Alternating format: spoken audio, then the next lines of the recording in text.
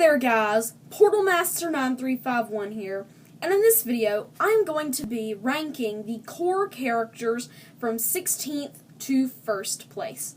So I'm going to start off with my least favorite characters and build my way up to my most favorite character.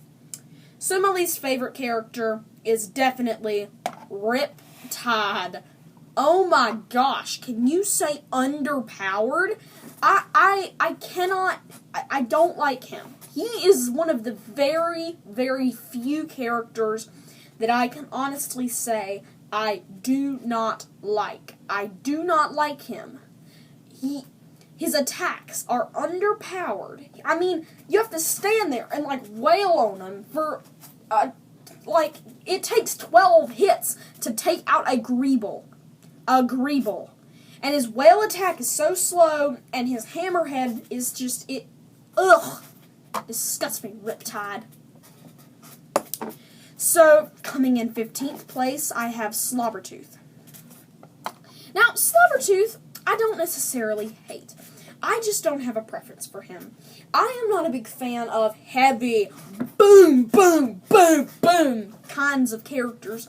And, while he's a pretty neat character in and of himself, he just doesn't impress me all that much, and it's just because of the playstyle that I like to use. I like to use ranged with some, heavy artillery, and medium attacks, and he doesn't. He packs the high-powered attacks, but has no ranged form of weaponry. So next up is Grim Creeper, also known as Undead Ignitor with the Scythe. That's basically what he is, because remember, Ignitor can hop out of his suit of armor and, fly around and terrorize the neighbors, too. Grim Creeper, I actually kind of like him. Most of the core characters I do like, and probably the only two that I would ever not play with would basically be Slobbertooth and Riptide. Now, Grim Creeper, I just don't exactly like because of the fact some of his attacks, he just isn't fast enough. His scythe, in my opinion, takes too long to swing around, and I just kind of have a difficult time playing with him. And I don't know if it's just me, but I just kind of, in general, have a difficult time playing with him. And I just kind of have a difficult time with him. So Countdown. Countdown, as cool as he looks to me, to me he just doesn't pack the punch.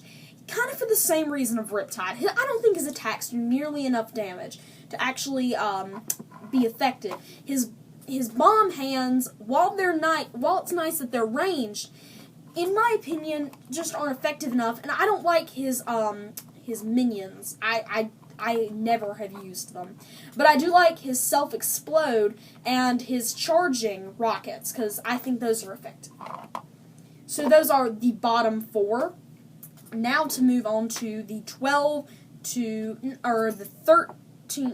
16, 15, 14, the 12 to 9.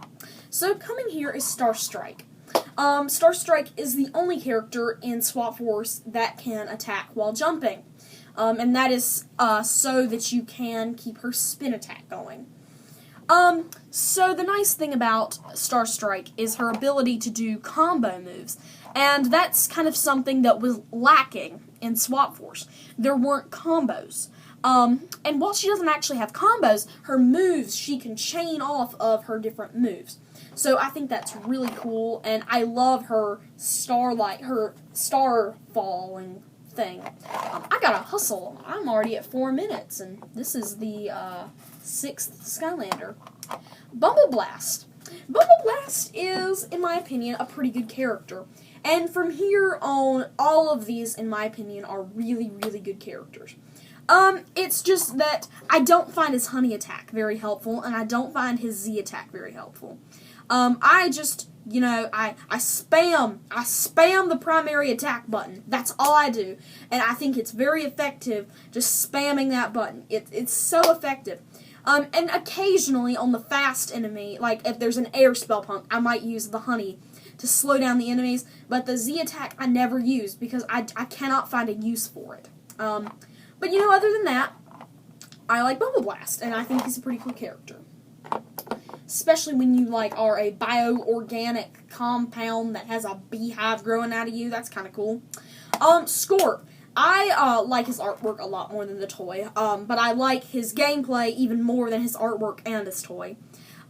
So in my opinion, Scorp is a very interesting character that proves that looks can be deceiving. When you see this guy, what do you think? You think heavy melee. You think he's gonna go boom, boom, boom, and hit people with these things. But that's not what he does. They're like those, I can't think of what you call it, but it's a sport that sometimes is played at the beach and you can, like, fling a ball out of, like, a curved thing. I can't think of what that's called.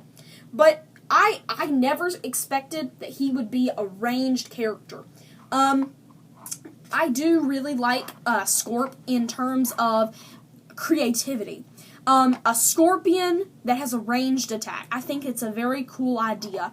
And I definitely took him down the poison slinger path, and I love the ability that he has to mash the two balls together, throw them, and then they split. I love that.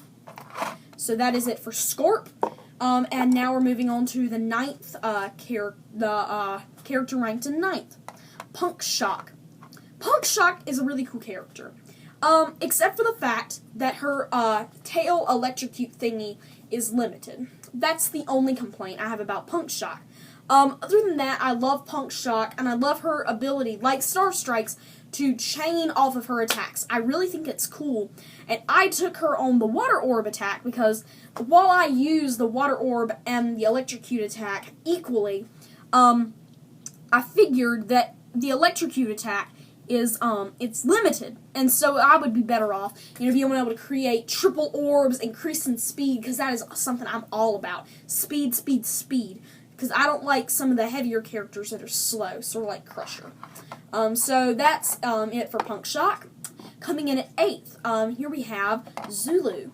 Zulu is a character that we originally all thought was going to be heavy melee, just like Scorp. We thought it was going to be a brawler and was going to hit things with his club. But no, it's not that at all. And I honestly love his ability. Normally, I don't go for the minion summoning things. I'm not really a fan of that. But when that's all Zulu has, I think they did a great job in this case of actually bringing out the ability to summon minions. And I think it's a really cool ability that Zulu has. And I actually went the wolf path. And some people would probably say that's not the wolf path, the boar path. I went the boar path, and some people would say that's a mistake. But I honestly like the decision I made, because I kind of think, well, like I said, I kind of like an up-close and ranged attack. And so I don't want to just be able to sit there and have my minions do all the work for me. I want to be able to do some work, too. Next up, I have Smolderdash, who I haven't actually played much with her core figure, but I have with her light core figure, and I really like it. I can't remember which path I took, but all I know is that Smolderdash is 100% awesome. She is amazing, and I really like her as a character. And an interesting fact about her regular figure, she, if you shine a light through the back of her head, has the same effect as as Light Core Smolderdash, in that the yellow disappears behind the light. So it's kind of a cool little Easter egg about her, but I really love the fact that she is I think she's like a Balrog or something like that. She's really cool. Next up we have one of the characters we've known about for the longest, Roller Brawl. So Roller Brawl is a really cool character to me, in the fact that she is a fast melee character. Something I have complaints with a lot of up-close characters is that they're not very fast. But with Punk Shock, she has the ability to do area of effect, well, sort of area of effect, wide area, I guess that's more the correct term, attacks at a very fast speed, and then can drag the claws and just basically demolish waves of enemies. I think that her abilities are really awesome, and they did a great job utilizing a roller derby character. Next up, Dune Bug. And you're thinking, but Portal Master, I thought you said you like melee attacks too. Well, I I also really like mages, and that is exactly what Dunebug is. He is pure 100% mage. And when I play RPGs, I always go for the sorcerer or the mage or the wizard. I go for whichever one. And this is exactly what little old Dunebug is. And I think that he's a really cool character, and I really like the paint job that he has. And I honestly hope that the toy designers at Toys for Bob and Vicarious Visions think more about possibly doing metallic, multicolored paint jobs. Sort of like how they did that with the Golden Washbuckler. Next up, we have Popthorn. Popthorn! Adorable. Not so adorable. You know, when he's deflated, he's kind of adorable.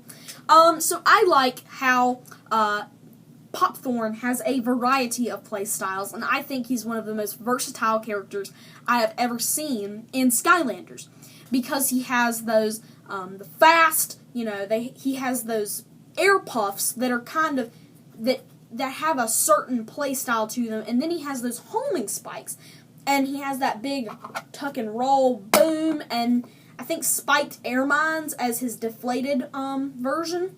I don't know, because I went with the puffed version of him. I went with that path. And I think Punk Shock is an Punk Shock. I think that Popthorn... Where did I get Punk Shock from? I think that Popthorn is an all-around very creative character. And I think that he is so adorable. So adorable. So there's that voice for the day. Here's Wind-Up. I really like Wind-Up, and that is why I am ranking him as the third best character in the core Skylanders.